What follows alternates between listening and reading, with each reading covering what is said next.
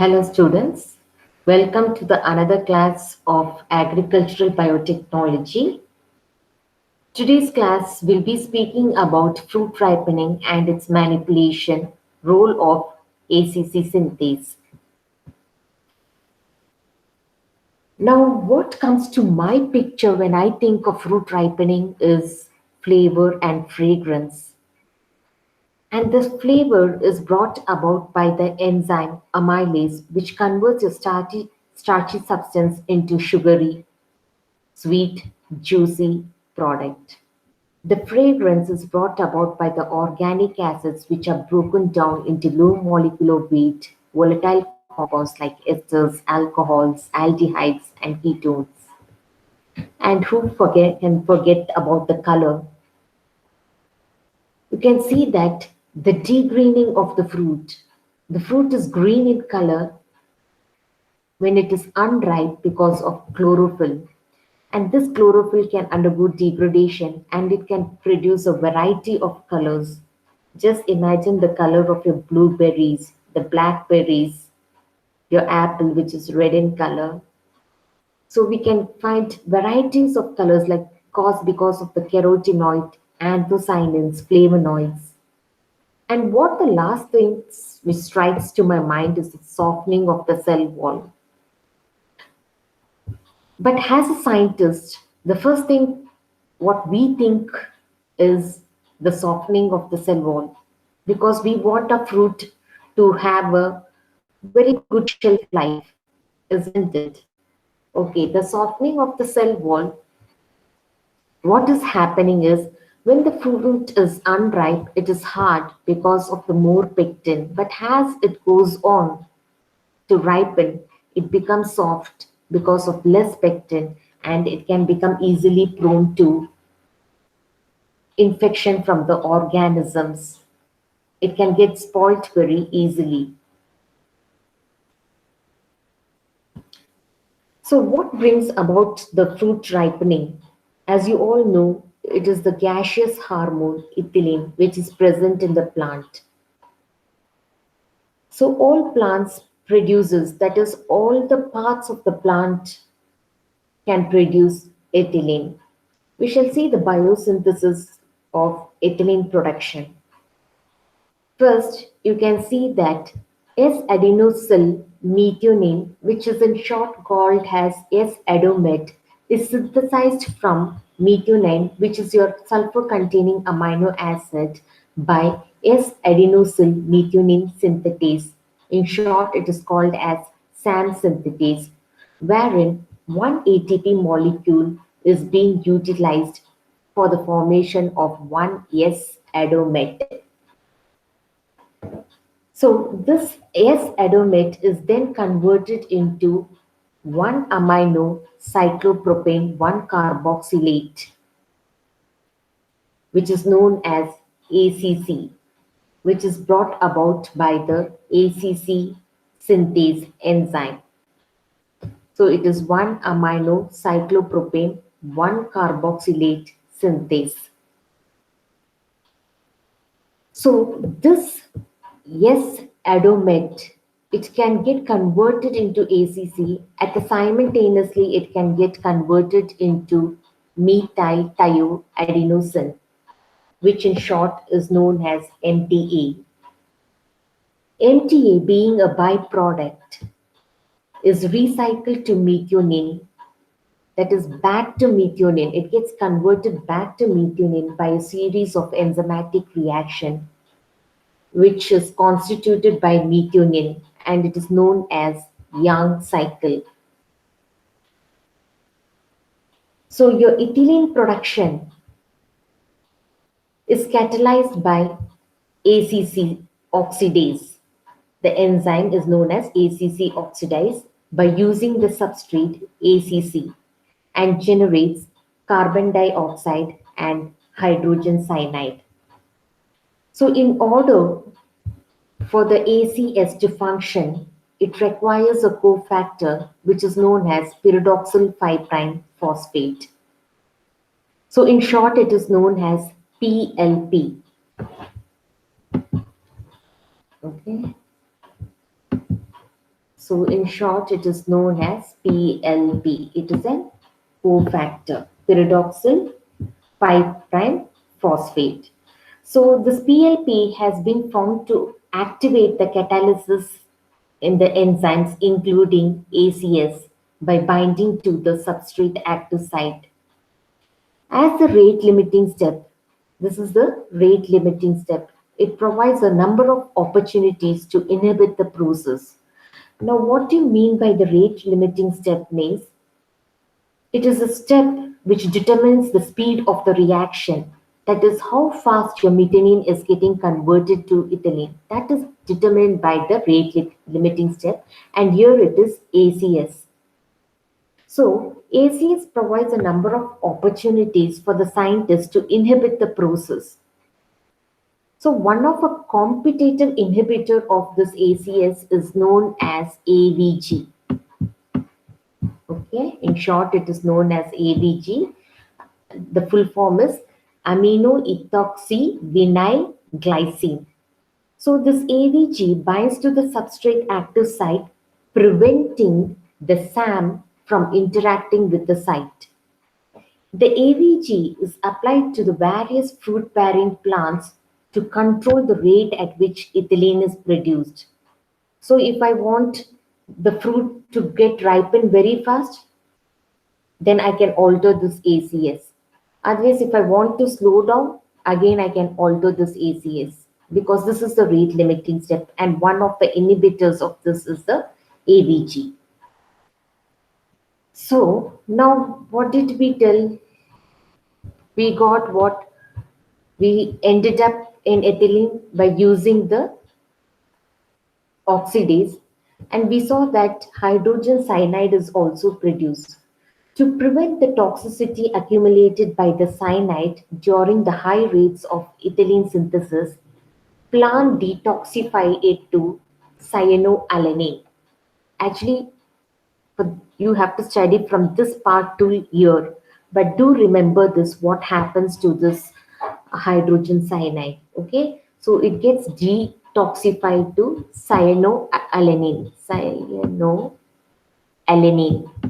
Alanine, as you know, it is an amino acid by the enzyme cyanoalanine synthase. Earlier, it was believed that ethylene is inert. Okay, however, ethylene is rapidly metabolized to ethylene oxide, so it is no more inert. Now the scientists know that it is not an inert gas, but it can get converted into ethylene oxide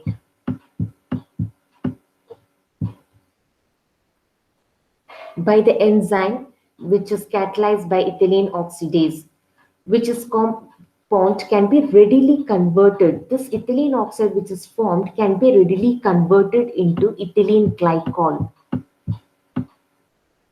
either enzymatically or non-enzymatically.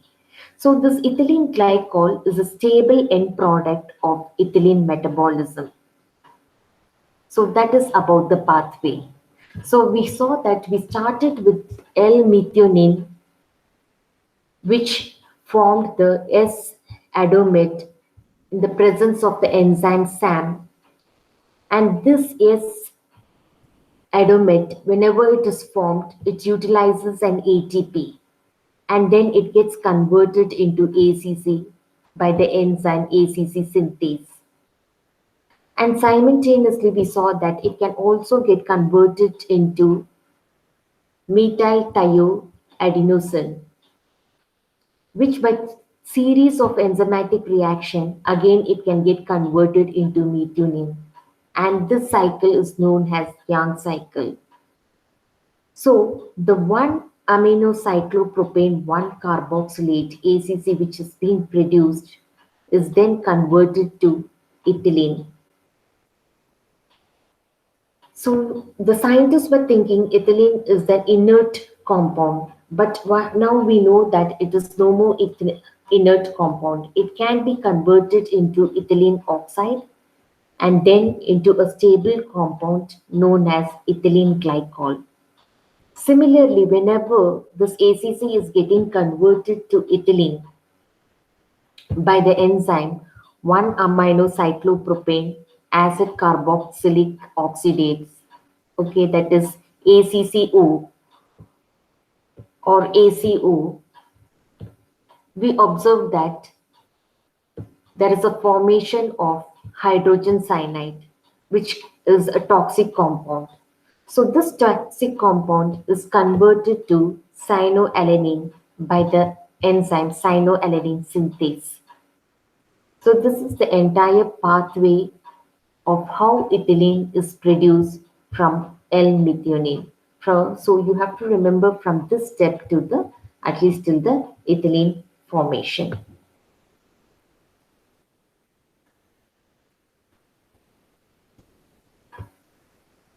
So now we all know that the ethylene is the one which is responsible for the formation of the ripening of the fruit. So can we prevent this ripening? Or in other words, we can say that can we delay the ripening? And the answer is yes, by using antisense RNA. The reduction in ethylene synthesis in transgenic plant did not cause any apparent vegetative phenotypic abnormalities. That is, it means to tell that when you're reducing your ethylene synthesis in the transgenic plant, that is the modified plant, transformed plant, did not cause any abnormalities, phenotypic abnormalities.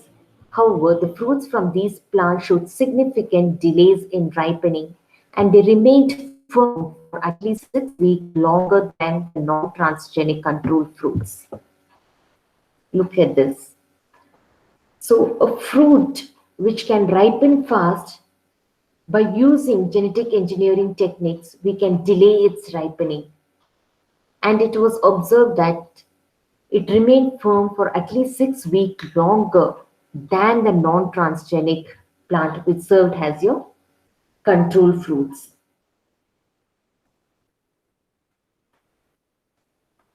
So, what do you mean by this antisense RNA? You already know that. So, your messenger RNA, that is your mRNA, okay? So, we have a DNA. DNA will undergo transcription to produce the mRNA. This mRNA is a single stranded. Its sequence of nucleotide is called as the sense because it is results in a gene product or it produces protein. It is called a sense because it is having all the information to form a protein product, okay, through the process of translation. Normally, it is unpaired nucleotide are read by the transfer RNA anticodons as the ribosomes proceed to translate the messages. So we know that the transcription of the DNA results into the mRNA and this mRNA is single stranded. So it is an unpaired nucleotide that can be read by the transfer RNA, okay, which carries your anticodon.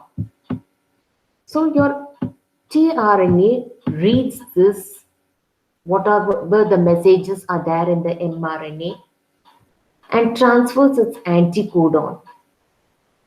So as this ribosome proceeds to translate the message, what is the function of the ribosome? It is where the protein synthesis occurs. So it has read whatever the messages are carried up by the mRNA and now it has to convert it into the protein form, that is into the functional form. However, in your antisense technology, what happens? The RNA can form a duplex. Okay, the single stranded RNA can form a duplex. That is, you can create, the scientist can create a duplex. The RNA form a duplex just as the DNA does. All that is needed is a second strand of RNA whose sequencing of bases is complementary to the first strand.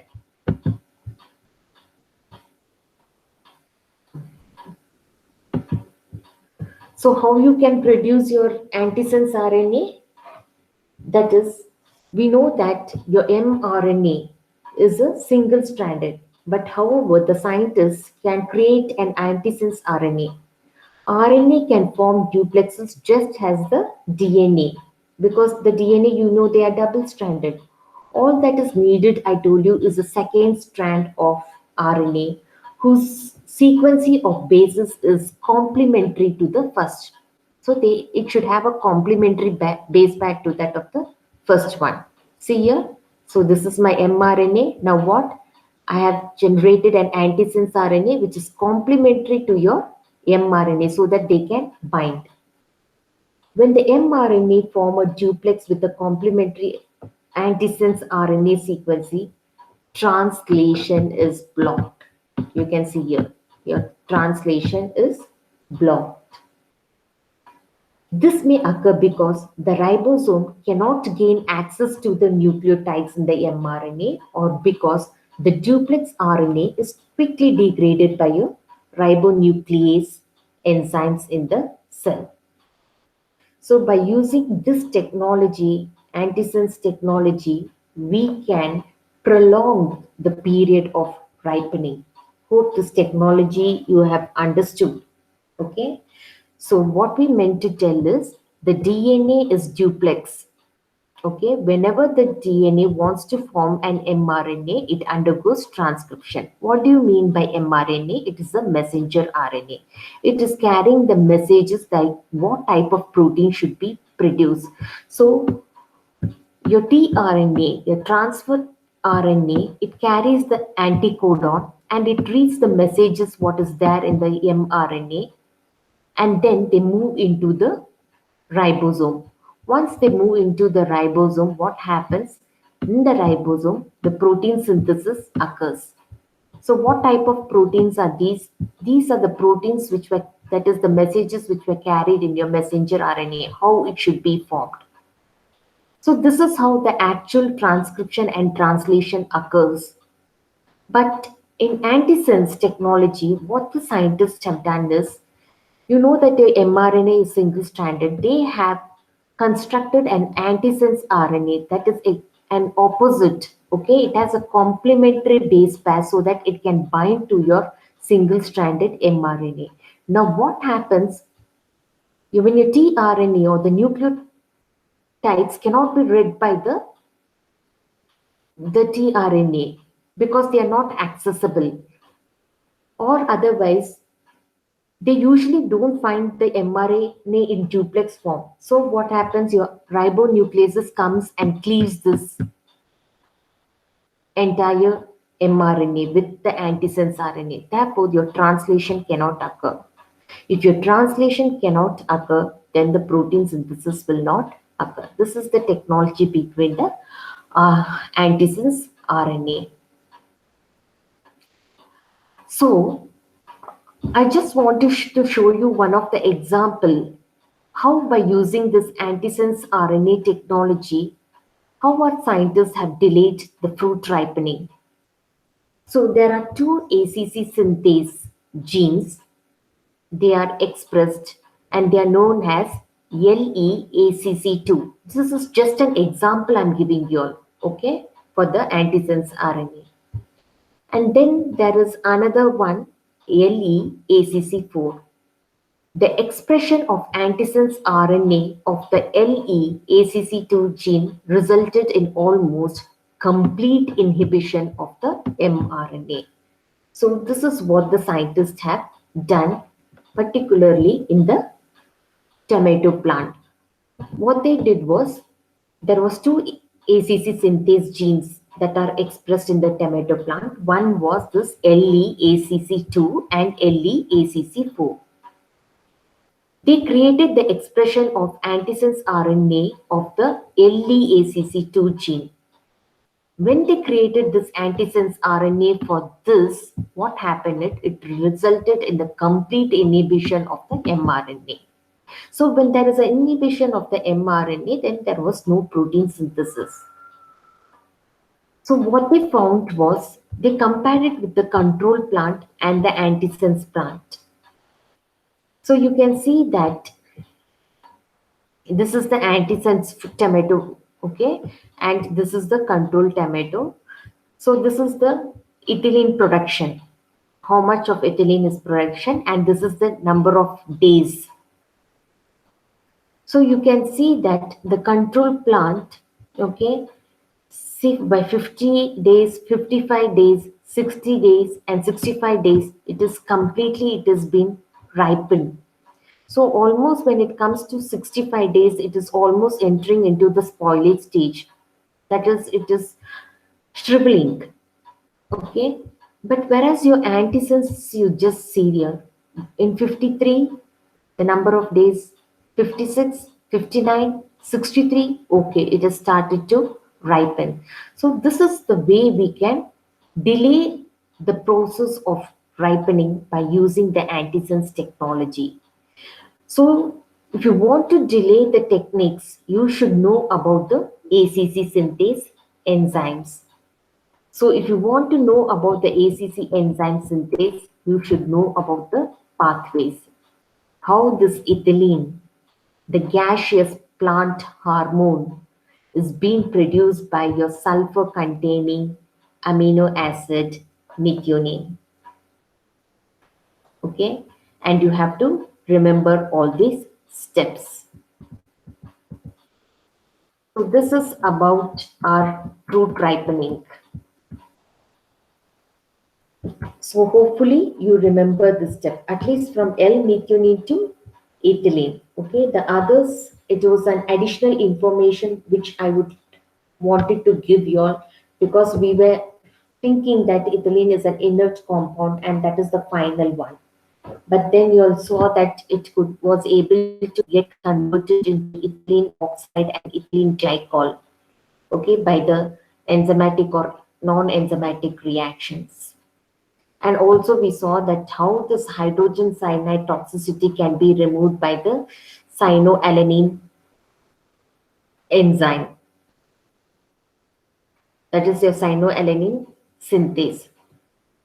So we have the SAM enzyme, ACS enzyme, and ACO enzymes, which you have to remember, and the following substrate is met and ACC, and finally ethylene.